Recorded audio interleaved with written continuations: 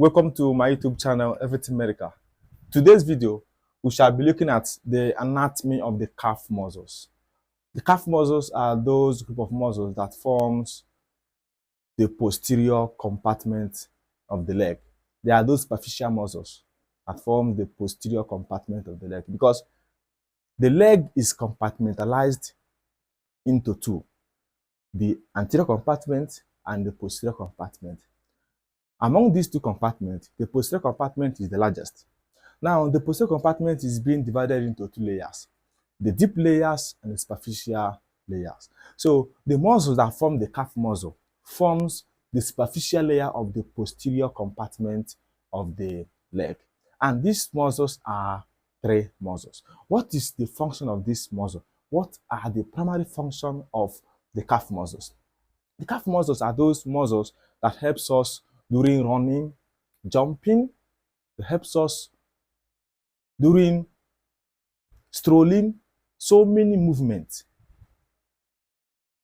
It helps us during flexion of the ankle because almost these muscles act as a what? As a flexion of the foot at the ankle when the knee is extended. You get? And some are weak flexor of the ankle, some are what? Strong flexor of the ankle. And this muscle is of a clinical importance because some of these muscles are called the peripheral heart, which is the soleus muscle, one of the calf muscles, because it helps to do what? To communicate, or it contains what we call the solear sinuses, which helps to communicate the superficial veins through the perforating veins to the deep veins. That is why contraction of the soleus muscle usually facilitates the blood flow or the venous blood flow from the superficial veins, thereby propelling those blood to the deep veins. And this calf muscle also acts as a pump. We call it the calf muscle pump, which is two calf muscles, the soleus muscle and the gastrocnemius muscle, which facilitate the venous return from the lower limb. To tell you that this muscle is an essential aspect, you get. So now let's dive into the class. But before I proceed, if you are coming across my channel at the first time, endeavor to subscribe so that you get notification when I upload video on human anatomy. And the first thing is introduction. Is what? Introduction.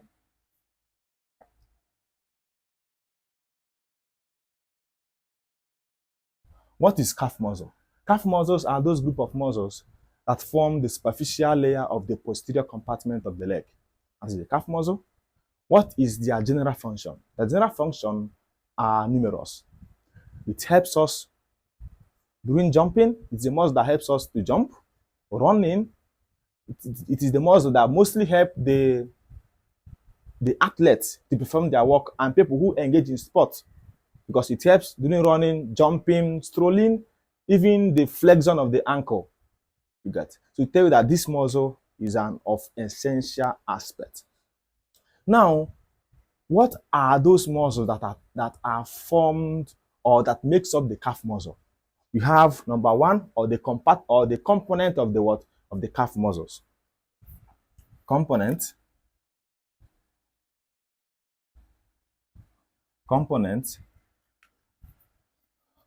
Number one is the gastrocnemius.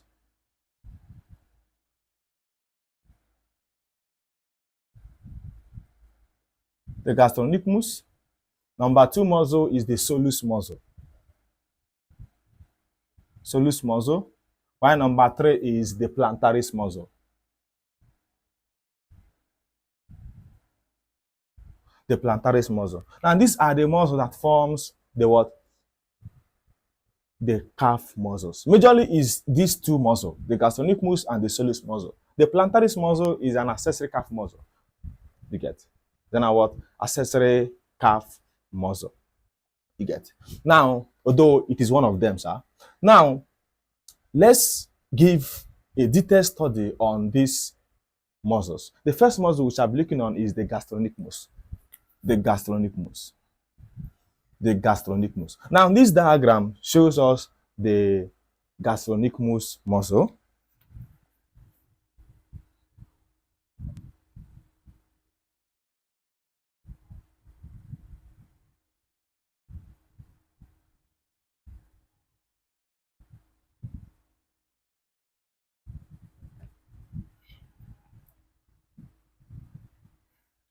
This is the gastrocnemius. The gastrocnemius is the largest and the most superficial muscle in the posterior compartment of the leg. You get? This is the most superficial muscle in the muscle that forms the calf muscles. This gastrocnemius is said to be a cutaneous muscle. It lies to the skin that covers the posterior leg. It is very, very superficial. You can even see the markings, the muscular markings or the muscular outline at the posterior leg. And it has two heads, the larger medial head and the smaller lateral head. You get? That is the what? The gastrocnemius muscle. I recall that the gastrocnemius muscle forms majorly the bulk of the calf muscles because it is the biggest among the soleus muscle and the what? And the plantaris muscle. Now let's take a good look at it. This is the what? The gastrocnemius muscle.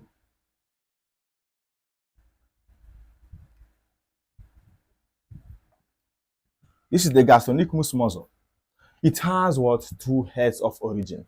First thing first is to indicate the outlines that we're going to be using in studying the muscles of the calf muscle. The outline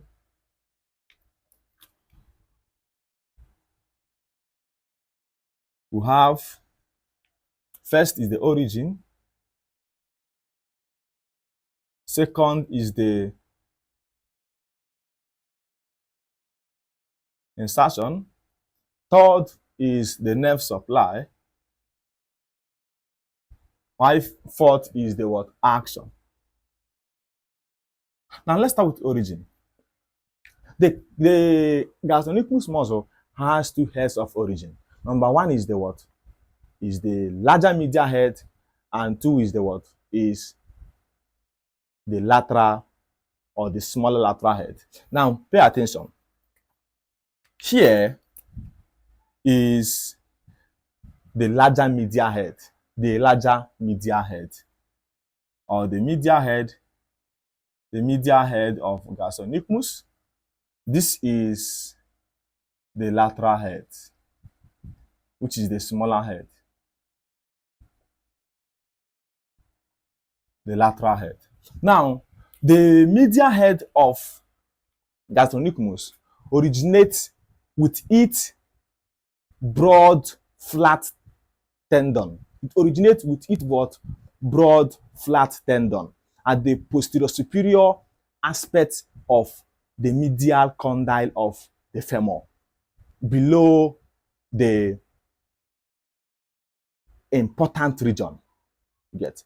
It is below the area that is found on the leg region. You get? It originates from the posterior superior aspect of the medial condyle of the femur. You get? It originates from the medial condyle of the femur, particularly below the adductor tubercle. You get? Because it originates from the posterior superior aspect of the medial condyle of the femur below the adductor tubercle. You get? That is how it does what? It originates, which is its what? Medial head. You get? Now, the lateral head originates from the lateral surface of the lateral condyle of the femur and the adjoining lateral surface of the supracondylar line. That is how it originates. The lateral head of the gastrocnemius originate from the lateral aspect of the lateral condyle of the femur. You get above the lateral epicondyle and the adjoining part of the lateral surface of the supracondylar line. That is the what? The lateral origin of the gastrocnemius. You get it has what? Two heads of origin. The bigger head or the larger head and the smaller head. The smaller head is the lateral head, while the bigger one is the what? Is the what? Is the medial head. Now, how does it insert? How does it what? Insert. On its insertion, the belly fibers of the two heads, descends downward, where it unites with the what? Where it unites at the middle of the leg. Because these two bellies, the belly fibers of the two heads, descends downward and unite at the middle of the leg, where they form a thin aponeurotic tendon, which fuses or unites with the what? With the soleus tendon just below the what? The middle of the leg, where they form a thick tendon known as the tendocalcaneus or the Achilles tendon. Now watch here. This is the Achilles tendon.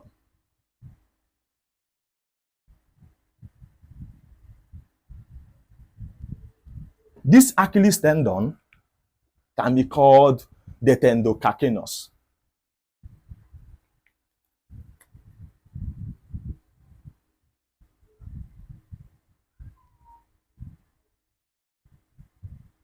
The tendocalcaneus. The tendocalcaneus. Now, how does this tendon insert?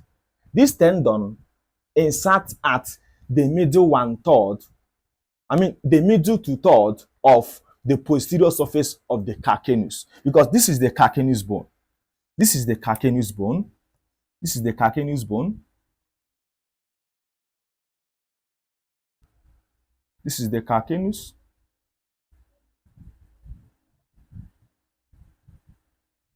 Why this bone is the soleus bone? Okay, this is the soleus bone. The talus. The talus bone. Get.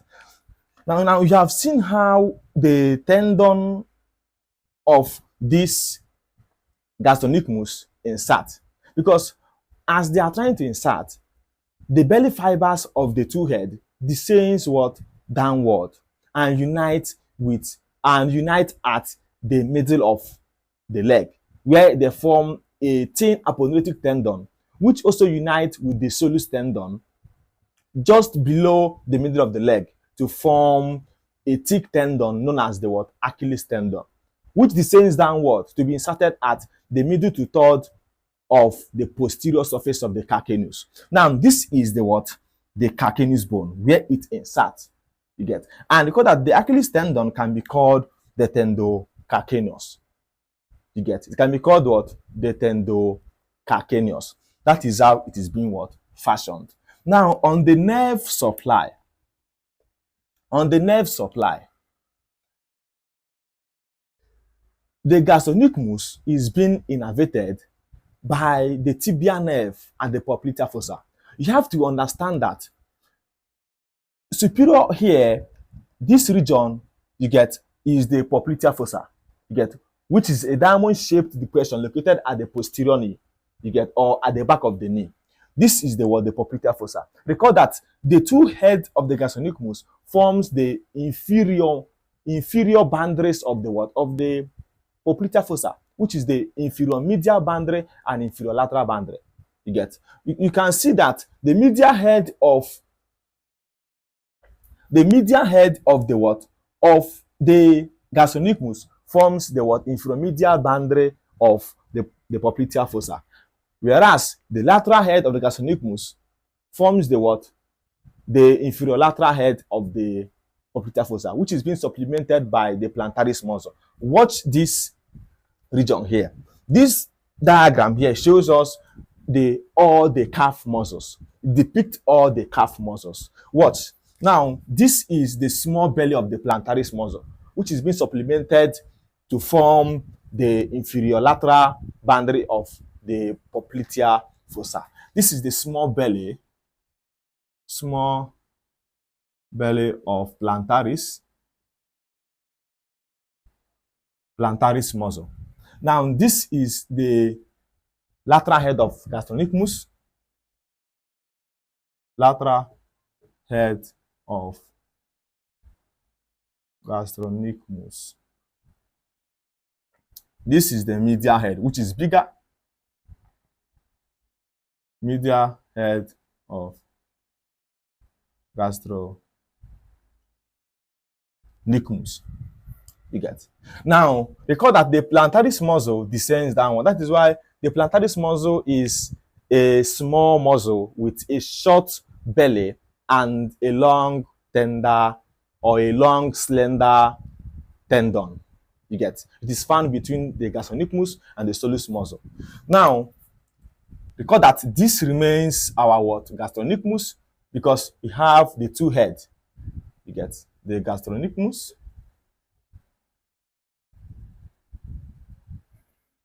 This remains our soleus muscle.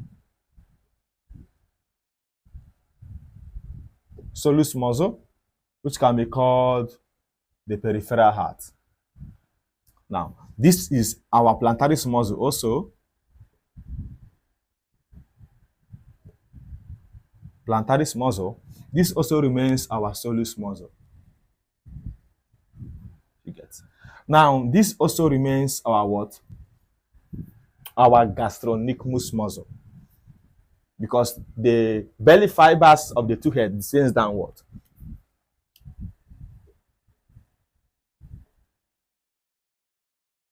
Gastrocnemius. Here is the tendocalcaneus, which is the Achilles tendon.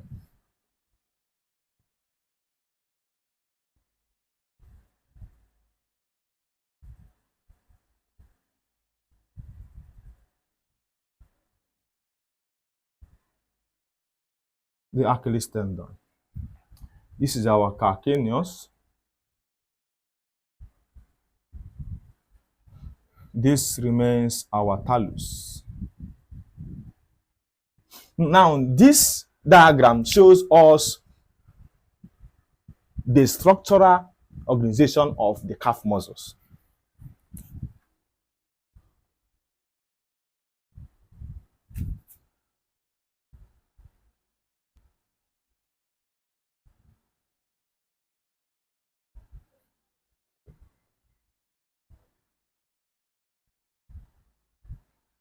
The structural organization of calf muscles.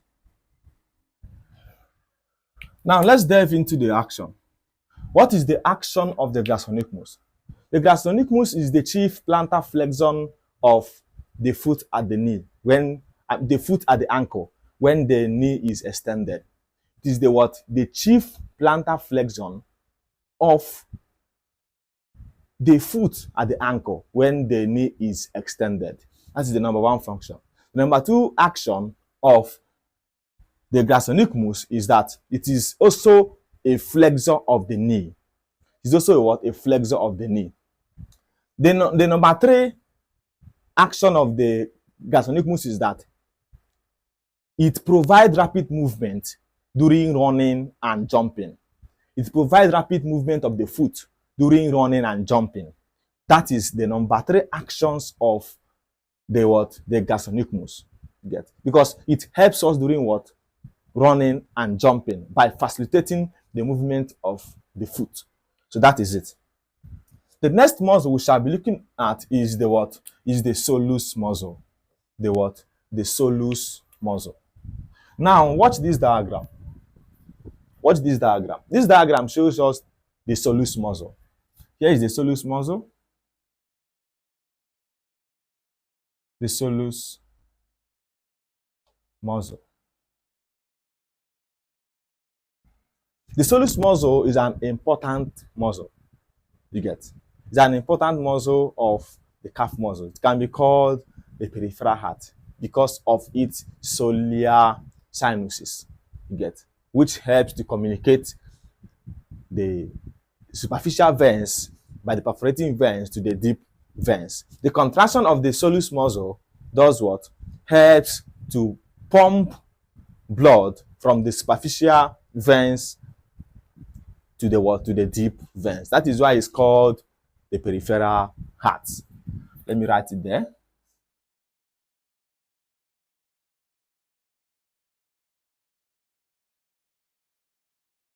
The peripheral heart. Now, the soleus muscle is a multipertinent muscle. It is a what? A multipertinent muscle or a large muscle that is located deeply to the gastrocnemius. It is located what? Deeply to the gastrocnemius. You can see it here. This is the gastrocnemius muscle. And the soleus muscle is located deeply to the what? To the gastrocnemius. Do you get? So it is a multipertinent muscle or a large muscle that is located deeply to the what? To the gastrocnemius. And the soleus muscle has a horseshoe-shaped origin. It does not have a single origin. It has a what? A horseshoe-shaped what? Origin. Do we get? It has a what? A horseshoe-shaped origin. Now, let's proceed. Let's start with the origin.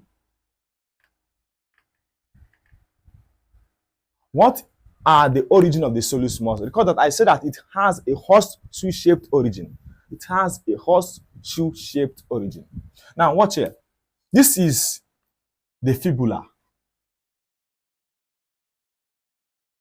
This is the fibular bone. The number one origin is that it originates from the posterior aspect of the head of the tibia. Okay, here it is the posterior aspect of head of tibia. That is the number one origin. The number two origin, it originates from the upper 1/4 of the posterior aspect of the shaft of the fibula. This is not the tibia, it is the fibula, please. Fibula. So the first origin is that it originates from the posterior aspect of the head of the fibula. You get. The second origin is that it originates from the upper 1/4 of the posterior surface of the shaft of the fibula. It originates from the upper 1/4 of the posterior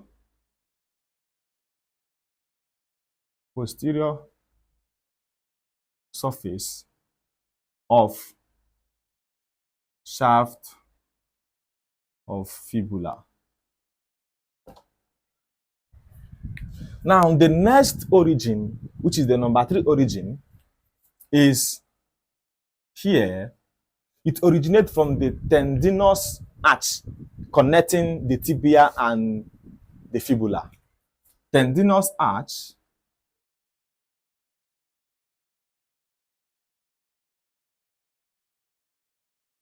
connecting the tibia and the fibula. Now, the next origin is the solear line.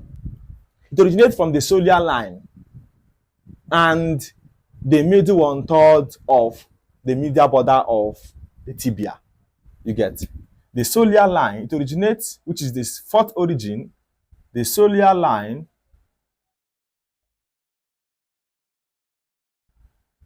and the middle 1/3 of the medial border of the tibia. Medial border of tibia. So the fourth origin is that it originates from the solear line and the middle one third of the medial border of the tibia. Now, these are the origins of the soleus muscle. You get, because it can be called the peripheral what? Heart. Now, how does it insert? How does it insert? You get. Recall that the muscular fibers does what? Slope downward. The muscular fibers does what? Slope downward, where it descends together with the gastrocnemius tendon. You get. And once it descends downward, it fuses with the what? With the gastrocnemius tendon to form the Achilles tendon. You get. That means the insertion is that it fuses with the gastrocnemius tendon to form the Achilles tendon or the tendocalcaneus. Now, watch here. Area of insertion. It inserts with the gastrocnemius tendon to form the Achilles tendon or the tendocalcaneus. Achilles tendon. So that is the what? The insertion. Now, on the nerve supply, the soleus muscle is being supplied by two branches of the tibial nerve. Number one is that it is being supplied with its superficial part at the popliteal fossa. You get. The superficial part of the soleus muscle is being supplied by the tibia. The first branch of the tibial nerve supplies to the soleus muscle by its superficial surface at the popliteal fossa. Whereas the deep surface is being supplied by the second branch of the tibial nerve at the posterior compartment of the leg. To tell you that it is being innervated by the two branches of the tibial nerve. One supplies it at the popliteal fossa through its superficial surface, and the second one supplies it at the posterior compartment of the leg through its deep surface. You get. So that is the nerve innervation. Now, what is the action? What is the action of the soleus muscle? The soleus muscle is a plantar flexion. It acts as a plantar flexion of the foot at the ankle. You get. That is the first action. Now, the soleus muscle also acts slowly, but it is stronger than the gastrocnemius. The action of the soleus muscle is slowly compared to the gastrocnemius. You get. But that does not mean that the gastrocnemius is stronger than it. But the soleus muscle is stronger than the gastrocnemius, but the gastrocnemius is acting faster, while the soleus muscle is what? Is acting slowly. Now, another thing you should notice is that the soleus muscle is a peripheral heart. This is a what? A peripheral heart. Okay, let's delve into the next one, which is the plantaris muscle. The plantaris muscle. This is the plantaris muscle. You get. The plantaris muscle is a very small muscle which has a short belly and a long slender tendon, which lies between the gastrocnemius and the what? And the soleus muscle. That is all about the plantaris muscle. You get. Recall that the plantaris muscle can be called the Fresherman's nerve, because medical students used to confuse it with as if it's a nerve. You get. That is why the muscle can be called the Fresherman's nerve. Okay, let me write it down. Fresherman's nerve can be called the Fresherman's nerve. On the origin of the plantaris muscle, we are going to be delving into the origin of the plantaris muscle. Now, watch here. This is the origin of the plantaris muscle. The plantaris muscle originates from the lower one-third. Originates from the lower one-third of the lateral supracondylar line and the adjoining part of the oblique popliteal ligament. That is where it originates. It originates from the lower one-third of the lateral supracondylar line and the adjoining part of the oblique popliteal ligament. So this is where it originates. You get lateral, lower one third, lower one third of lateral supracondylar line and adjoining part of the oblique popliteal ligament. Now, where does it insert? Watch here. This is the plantaris muscle. It is a very small muscle, you get, that has a short belly and a long, slender tendon. Now, watch. Here is the posterior or the middle one third of the posterior surface of the calcaneus bone. Now, we can see that the fibers of the plantaris muscle blend with the tendon of the gastrocnemius and the soleus muscle, which forms the Achilles tendon. That means it blends together as it descends downward with the Achilles tendon, where it is being inserted at the medial aspect of the middle one third of the posterior surface of the calcaneus bone. Because as it descends downward, it blends at the medial margin of the Achilles tendon, where it tends to be inserted at the what? The medial aspect of the middle one third of the posterior surface of the calcaneus bone. That is where it got what? Inserted. It is inserted at this region. The insertion is here. The medial aspect of the middle to third, the middle to third of the posterior surface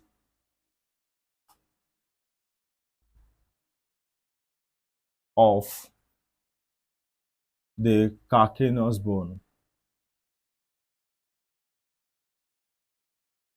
That is where it does what? It inserts. Now, what is the nerve supply? The nerve supply is the tibial nerve. You get. Now, the action, it is a weak flexor, or it is a weak plantar flexor of the foot at the ankle. It is a weak flexor of the foot at the ankle. So that is the what? The action. Now, let's dive into the clinical correlation that are related to the calf muscles. Clinical correlates.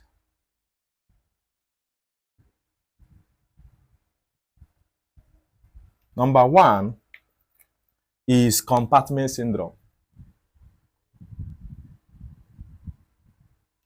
Compartment syndrome. Compartment syndrome occurs as a result of pressure on the muscles, you get, which could be caused as a lack of oxygen, you get. It could be caused as a lack of what? Oxygen in the muscle, or lack of blood supply. That is what that can cause what? Compartment syndrome. It is a result of a pressure on the muscle, which is being caused by the lack of oxygen or blood to the muscle. Now, number two is tennis leg. Tennis leg. Tennis leg is a painful calf injury. It is a what? A painful calf injury, which is being caused by the tearing or strain to the medial head of the gastrocnemius as a result of overuse or overstretch of the muscle. That it mostly been implicated on sports. People that played sport, or people that play volleyball, basketball, football. You get.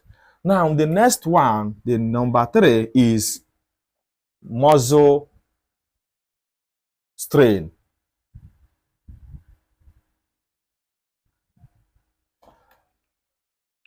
The calf muscle that's mostly prone to muscle strain is what? The gastrocnemius. The gastrocnemius is the only calf muscle that is prone to what? To muscle strain, because muscle strain occurs as a result of overuse of the muscle or overstretch of the muscle, and it mostly been implicated on the what? On the gastrocnemius muscle. The number 4 is what we call muscle cramp.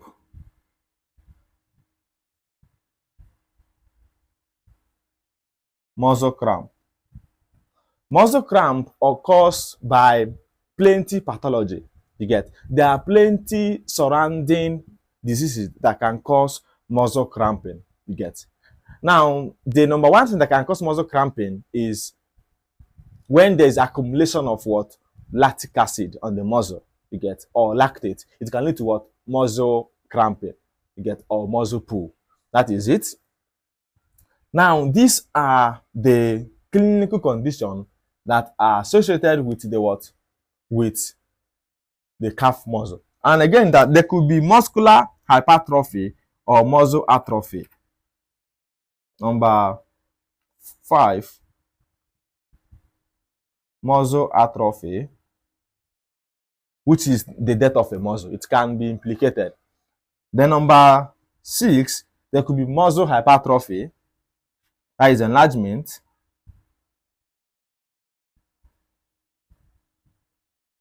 Yes. So these are the clinical conditions that are associated with the anatomy of the calf muscle. I believe you enjoyed the class from the beginning to the end.